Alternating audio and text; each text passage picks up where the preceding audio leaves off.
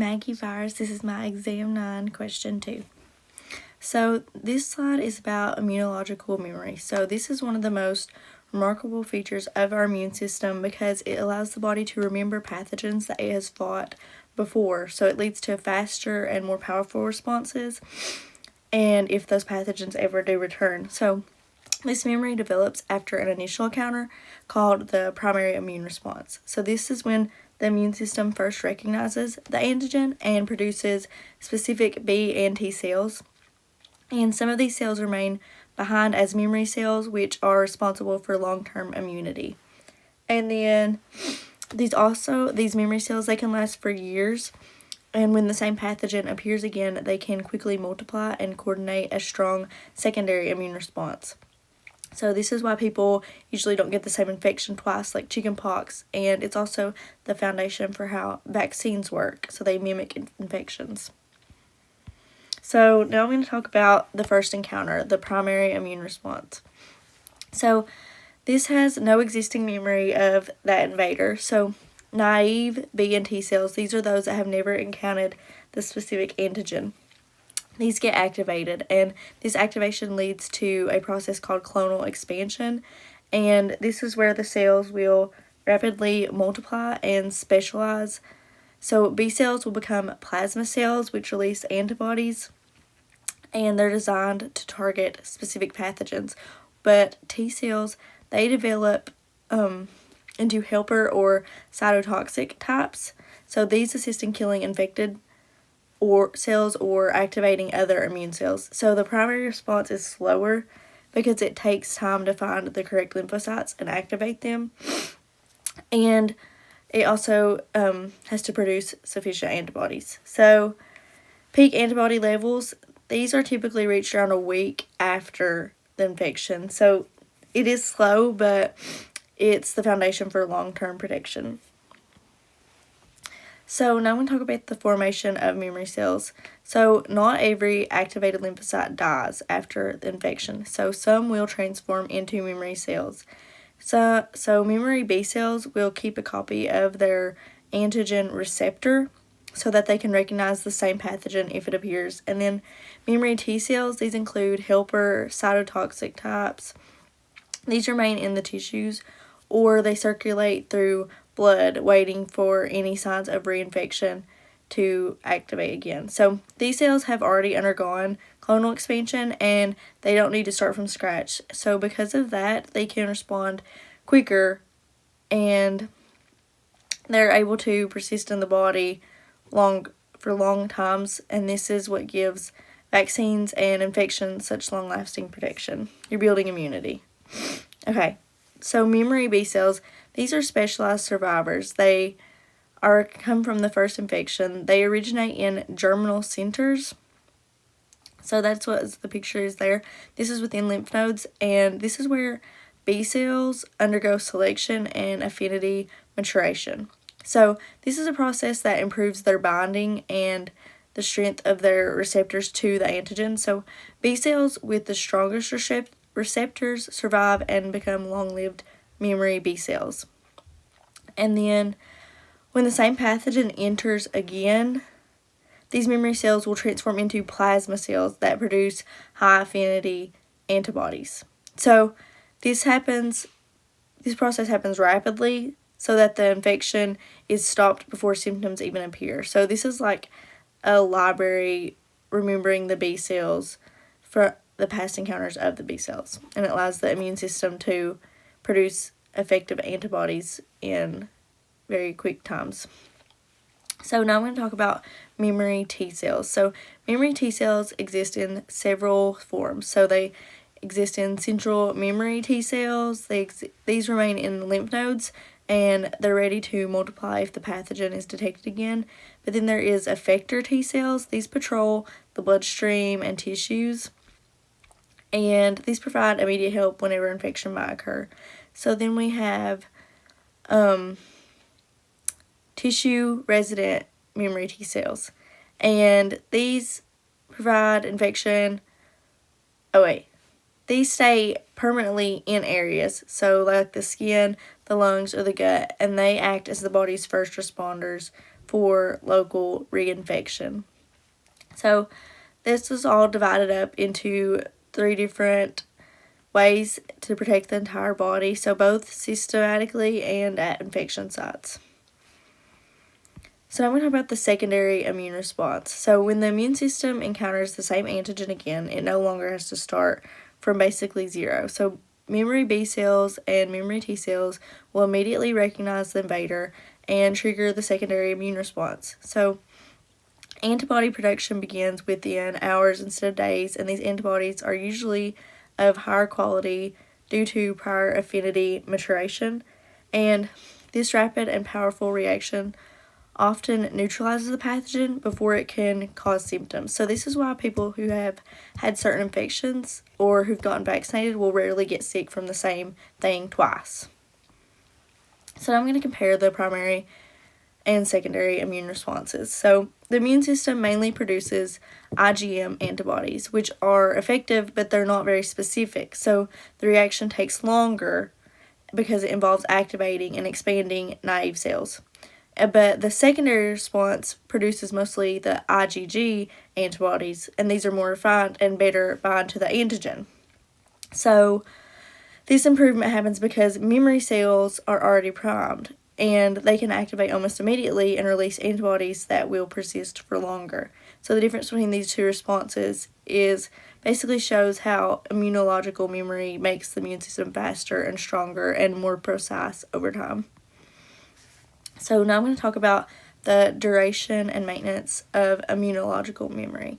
So immunological memory can persist for a long time. So memory cells, they can remain in the body for decades after the first infection. And long-lived plasma cells, these continue to produce small amounts of antibodies even in the absence of infection.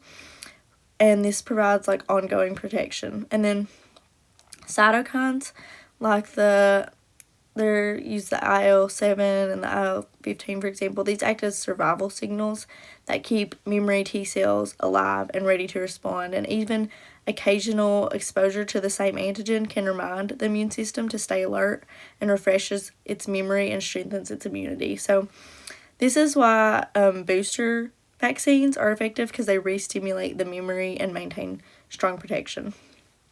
So now I'm going to talk about memory B and T cells and their subsets.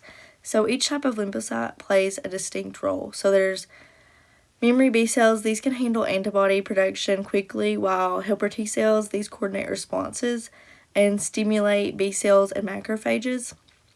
And then the cytotoxic T cells, these eliminate infected host cells before the infection spreads. And then we also have the regulatory T cells. These help maintain balance and prevent excessive or autoimmune responses so it doesn't damage the body.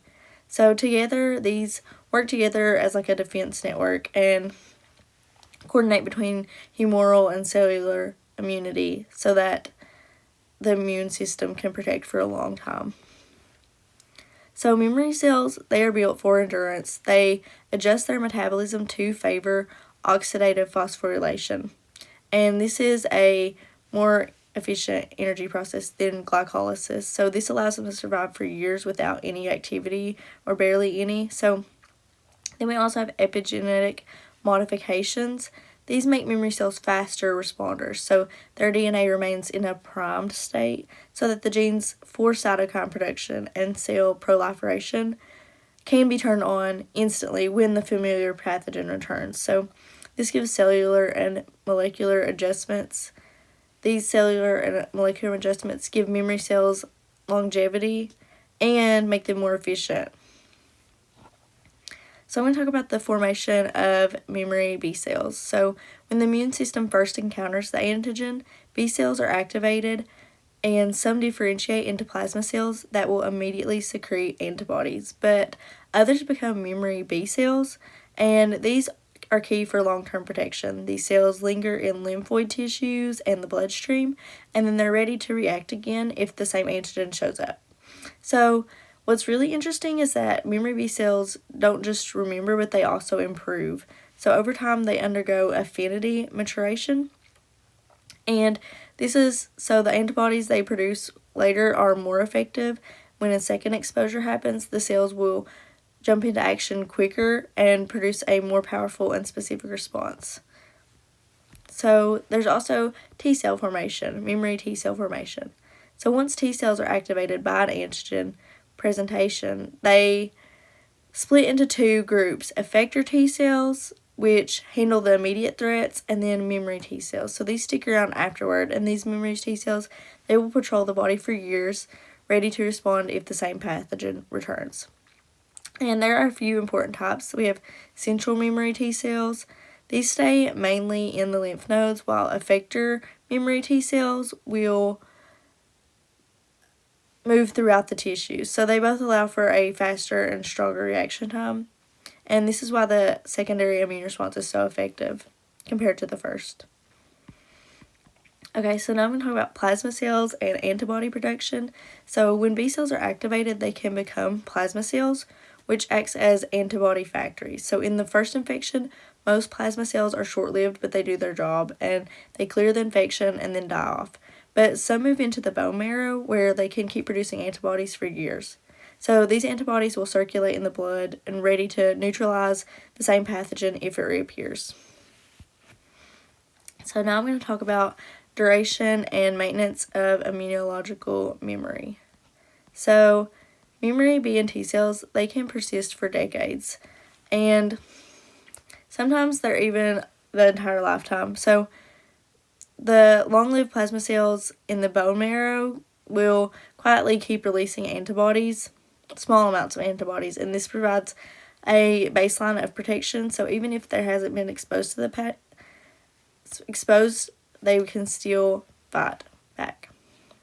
So now I'm going to talk about trained versus natural immunity. So trained immunity is fascinating because it shows that even cells of the innate immune system, like macrophages and natural killer cells, can remember past infections. So this isn't the same as adaptive memory. Instead, it's caused by the epigenetic changes that make these cells respond more strongly and the next time they encounter a pathogen. So then they have natural immunity. This develops through full adaptive activation. So creating memory B and T cells that persist for years, and trained immunity is short-term and non-specific, while natural immunity is long-term and highly specific. And they work together to ensure that our immune system is always ready to respond. So I'm going to talk about the mechanisms of trained immunity. So when innate immune cells like macrophages encounter pathogen, the epigenetic modifications like histone methylation will occur in their DNA. And these don't alter the genes, but they change how the genes can be turned on. And the result is that it's primed for faster activation next time. But then there's also a metabolic shift. This gives cells more energy for defense. So while trained immunity doesn't involve memory cells, it still gives the innate system a head start during repeat infections. So I'm going to talk about vaccines and how they play a role on immunological memory. So vaccines will work by exposing the immune system to harmless parts of a pathogen, like proteins or weakened microbes, so that the body can develop memory cells without the risk of severe illness. So the immune system treats this as a real infection and builds a full adaptive response, complete with antibodies and memory cells. But later, when the person encounters the actual pathogen, those memory cells will react instantly. And booster shots also play a huge role here because they remind the immune system and strengthen and extend the duration of immunity. So this is how immunological memory keeps us protected for long times, even years or decades.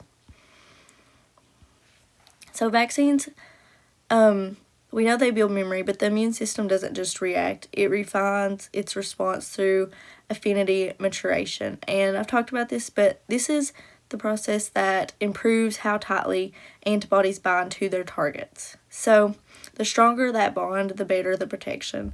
And then at the same time, long-lived plasma cells in the bone marrow will continue to produce antibodies for years and sometimes even decades. So this is why this baseline keeps immunity active even when there's no ongoing exposure. Okay, now I'm going to talk about the decline of immunological memory. So sometimes it fades over time, especially without repeat exposure, and memory cell populations can slowly decline. And this is why booster shots are important, like we just talked about. They reintroduce the antigen and prompt memory cells to divide and replenish. And each booster helps maintain protection that the immune system will stay prepared for exposure. And those are my slides. Thank you so much for listening.